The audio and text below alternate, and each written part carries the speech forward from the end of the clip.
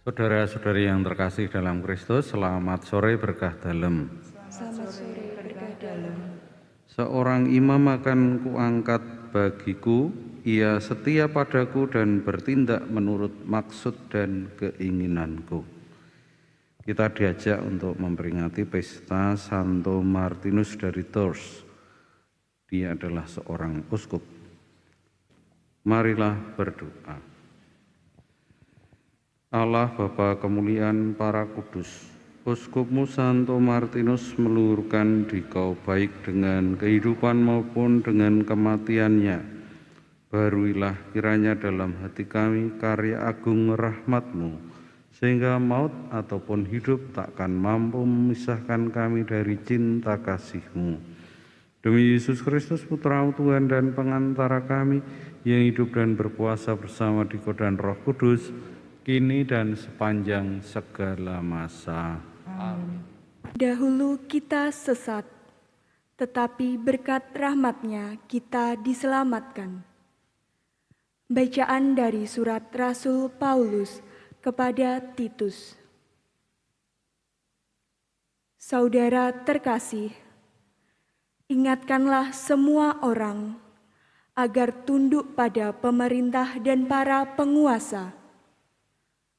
Hendaklah mereka taat dan siap sedia melakukan setiap pekerjaan yang baik. Janganlah mereka memfitnah atau bertengkar. Hendaklah mereka selalu ramah dan bersikap lemah lembut terhadap semua orang. Sebab dahulu kita juga hidup dalam kejahilan, tidak taat, sesat, menjadi hamba berbagai-bagai nafsu dan keinginan, hidup dalam kejahatan dan kedengkian, keji dan saling membenci. Tetapi ketika telah nyatalah kerahiman dan kasih Allah serta juru selamat kita kepada manusia, maka kita diselamatkan olehnya.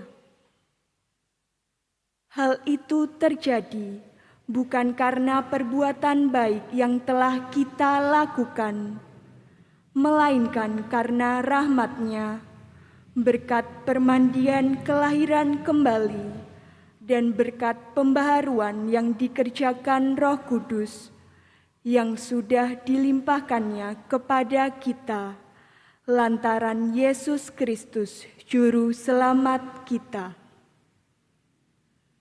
Dengan demikian, kita sebagai orang yang dibenarkan oleh kasih karunia-Nya berhak menerima hidup yang kekal sesuai dengan pengharapan kita.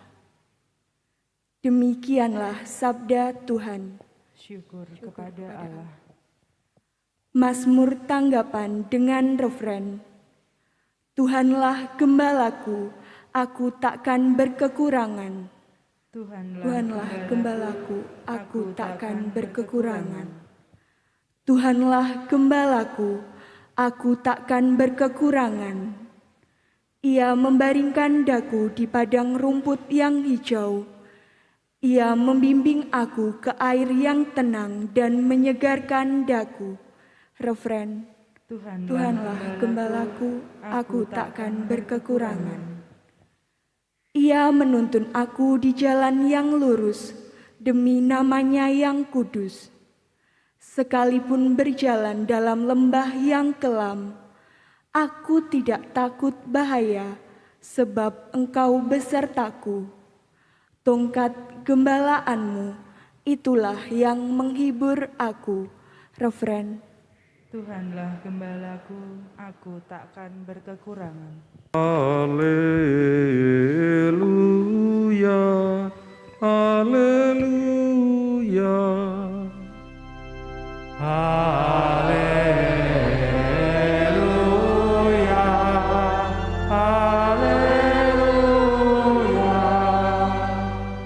hendaklah kalian mengucap syukur dalam segala hal, sebab itulah yang dikehendaki Allah bagi kalian di dalam Kristus Yesus. Haleluya, haleluya.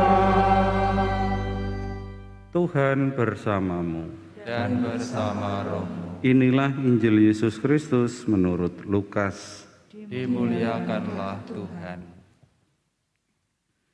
Dalam perjalanannya ke Yerusalem, Yesus menyusur perkotaan Samaria dan Galilea. Ketika ia memasuki suatu desa, datanglah 10 orang kusta menemui dia. Mereka tinggal berdiri agak jauh dan berteriak, "Yesus, Guru, kasihanilah kami." Yesus lalu memandang mereka dan berkata, "Pergilah, perlihatkanlah dirimu kepada imam."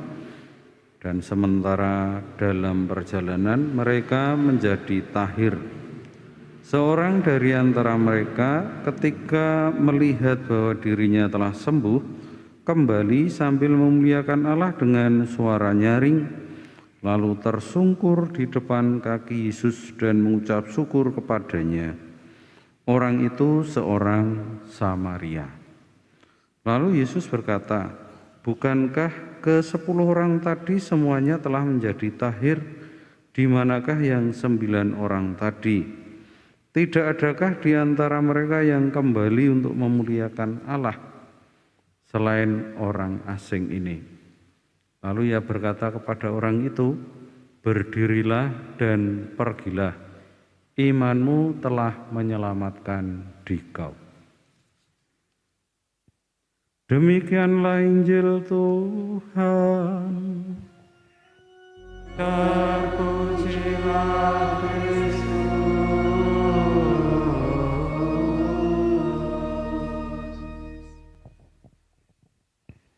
Saudara-saudari yang terkasih dalam Kristus, dalam Injil tadi diceritakan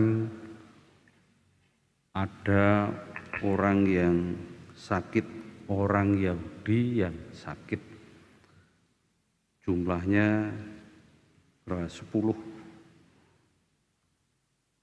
Satu diantaranya orang Samaria, disebut khusus yang kembali tadi.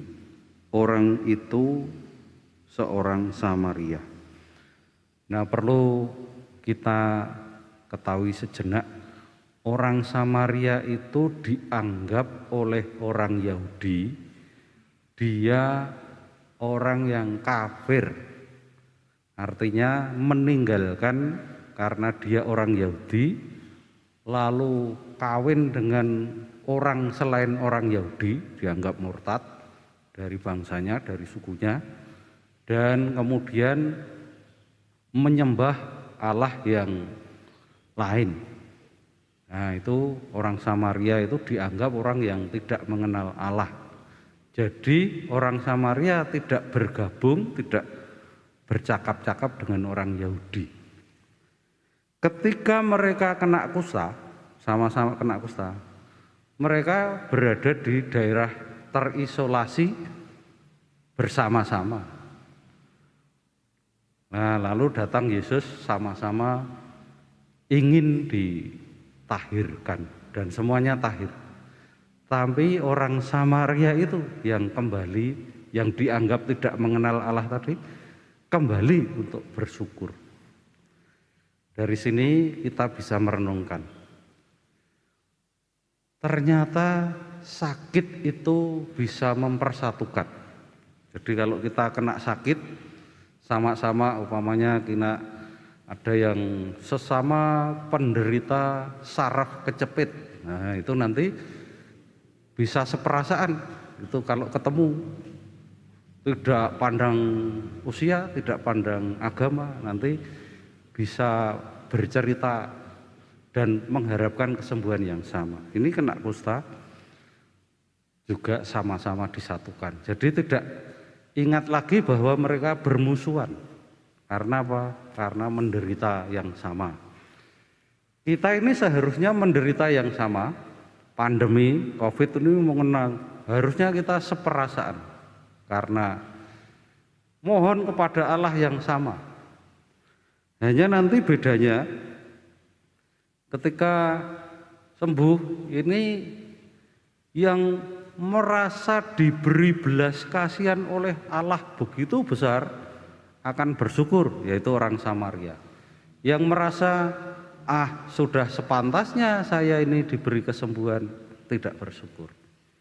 Maka orang Samaria tadi yang dianggap tidak mengenal Allah justru sampai pada Allah dan bersyukur. Nah, sekarang dalam penderitaan yang disatukan tadi, ini peran Santo Martinus ini mengambil bagian di situ ceritanya. Dia itu sangat terkenal dengan kisahnya sewaktu dulu menjadi militer, ada orang yang kedinginan, itu kalau tidak diberi mantol ya bisa mati. Maka mantolnya Santo Martinus itu di paro, satunya untuk orang itu, satunya untuk dia dalam keadaan yang dingin, dia seorang militer. Itu menyimbolkan belas kasih Allah ketika ada dalam penderitaan. Maka peran kita kalau kita berada dalam posisi yang baik, umpamanya yang sehat, yang kebetulan secara ekonomi lebih mapan, secara kesehatan lebih baik, mari kita ikut menampakkan belas kasih Allah itu kepada orang yang menderita tadi. Karena orang yang menderita itu tidak disekat-sekat lagi oleh agama, oleh suku, oleh ras, oleh apa. Mereka sakit kusta semua ya merasa diri disatukan di situ dan butuh pertolongan dari Allah. Maka mari kita mohon agar teladan Santo Martinus ini juga ya sedikit bisa kita jalankan di dalam kehidupan sosial kita. Dimuliakanlah Tuhan Allah sekarang dan selama-lamanya. Amin. Mari kita doakan anak-anak yang ada di rumah, kita mohonkan berkat Tuhan. Tuhan Yesus bersabda, biarlah kanak-kanak itu datang kepadaku. Sekarang kami serahkan putra-putrimu ke dalam pangkuan belas kasih-Mu ya Yesus. Tumpangkanlah tangan-Mu, jamahlah mereka, berkati dan turunkanlah Roh Kudus-Mu, agar di dalam hati dan pikiran mereka tumbuh iman dan pengharapan akan cinta-Mu yang menyelamatkan. Sebab Dikaulah Tuhan dan pengantara kami sepanjang segala masa. Marilah berdoa.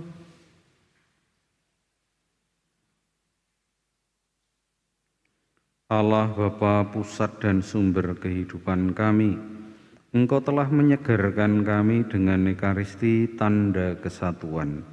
Semoga hati kami dalam segalanya selalu senada dengan kehendak-Mu, sehingga sebagaimana Santo Martinus Uskup-Mu, kami menyerahkan diri menjadi milik-Mu seutuhnya, demi Kristus Tuhan dan pengantara kami. Amin.